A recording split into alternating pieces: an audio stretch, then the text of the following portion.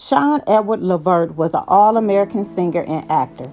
He was born on September 28, 1968 in Cleveland, Ohio, and he was the first son born to the famous Eddie Levert, known from the hit group called the O'Jays. Sean formed the trio Levert with an older brother Gerald Levert and childhood friend Mark Gordon. Together they scored several smash hits in the 80s and 90s, such as Casanova, da-na-na-na-na, oh Casanova, and Pop, Pop, Pop, Pop Goes My Mind. And let's not forget Just Coolin'. We are coolin', just coolin'. We are coolin', coolin', coolin'.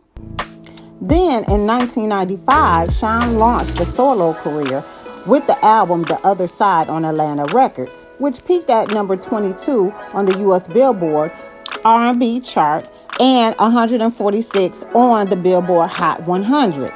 The album yielded the chart singles Put Your Body Where Your Mouth Is and Same One that same year. However, you guys, I do not remember these songs, so I can't even give you a rendition of what it sounds like. Okay. Sean and his brother Gerald Levert appeared in the film New Jack City. And don't forget they sung the famous song, Money, Money, Money, Money, Money. That was the jam. But anyway, Sean also played a part in the direct-to-video Dope Case Pending.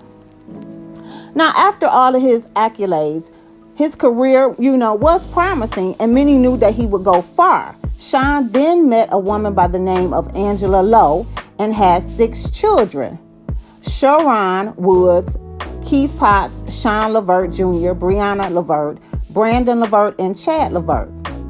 Angela and Sean divorced sometime in the year of 2008, and after their divorce, they started having a tumultuous relationship. And this caused Angela to file charges against Sean for failing to pay child support for his 3 children, then aged 11, 15, and 17. Levert became ill while incarcerated in the Cayuga County Correctional Facility prior to his transfer to the state prison, reporting high blood pressure, hallucinations. He died 6 days after being admitted to jail on March 30th. The Cayuga County coroner ruled in May that his death was caused by complications from sarcoidosis. The official coroner's report also noted contributing factors of high blood pressure, heart disease, diabetes, and withdrawal from Xanax. He was 39 years old. In 2010, his widow was awarded $400,000 as a result of lawsuits filed against the Cayuga County Jail. Now, I don't know if y'all remember what took place after this, but a video was released showing Sean in the Cayuga County Jail being restrained by officers. Let's take a look at this video. Jailers today in the death of R&B star Sean Levert, and we are learning more about why. 19 Action News first to report the ruling on our website. Ed Gallick live now in the Newsplex with the very latest. Yeah, prosecutors say they cleared jailers after looking at jailhouse video and interviews with guards. Levert died in jail, and this video shows what happened just before that. A bit disturbing, but you decide how he was handled.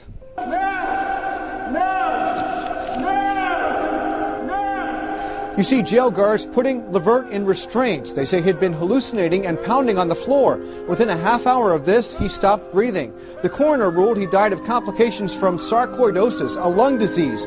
Prosecutors say they found no wrongdoing in the jail. It appeared that he was put into the chair properly, that there was no force used, unnecessary force used. Also, in reviewing the coroner's report, there was no evidence that there was any trauma.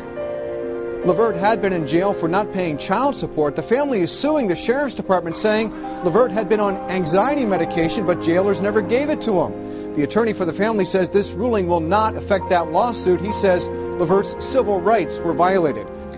This video was very disturbing, you guys, but, I had to show it as evidence as to what the family is saying could have been prevented in the first place. His death could have been prevented. After Levert died, jail warden Kevin Meduna said that he had been sick and the guards were watching him because he had been acting strangely. When he started pounding on his cell door, guards strapped him in the restraint chair, and McDougal said Levert's breathing became shallow and he was taken to the hospital. He was exuberating classic signs of Xanax withdrawal, attorney Daryl Denny said. A doctor would have been able to recognize these problems had he been able to see one in that week's time. Things could have been different. Denny and lawyer David Malik, who represented Levert's widow, Angela Lowe, said they reviewed documents in the coroner's office showing that Levert brought a bottle of Xanax with him to the jail. They inadvertently ignored it, and they never gave it to him, Malik said. He requested it during the time in his jail.